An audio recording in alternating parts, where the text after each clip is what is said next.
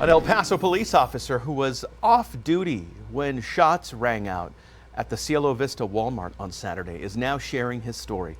KFOX 14 News at 5's Mills Hayes spoke to the officer who said he had to act. She is live at the vigil near the Walmart. Mills. El Paso police officer Lionel Gutierrez tells me he was just driving to the movies with his family when he saw people running out of the Walmart beside him. He says when he got to the scene, no shots could be heard, but he still knew he needed to act and act quickly. When I turn, I just see a bunch of people. There's a lot of people there running, people on cell phones. Lionel Gutierrez was off duty Saturday and driving to the movies with his family when he saw people running out of the Walmart. The shirt was full of blood, so they're weighing me down. I rolled down the window kind of halfway because I was with my family and I didn't know what was going on. And he says, "Hey man, there's an active shooter." And even though he was with his family, he knew he was being called for duty. Driving to the hospital, we were giving him water. I said, "Give him water." We were talking to him just to keep him alert.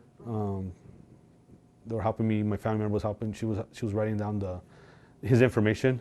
That's when I told him I was a police officer. He says he told his family he'd be safe and went back to the scene. We just needed to finish. We needed to help as much people we could. He even helped another victim get to EMS. And although he was off duty, he says he was ready. Hopefully it doesn't happen. But if it does, you kind of may be ready for it in your mind. After a long day clearing the mall and helping victims. When I went back to my office, that's when I kind of like, man, we're beat. We're kind of tired. I was mentally kind of drained. He says for all officers, it's been exhausting in more ways than one. There's other officers that were there also that have reached out to me or reached out to them. We kind of just talk it out a little bit. That's how we get through it. And the day after? I guess everybody was kind of like walking on eggshells.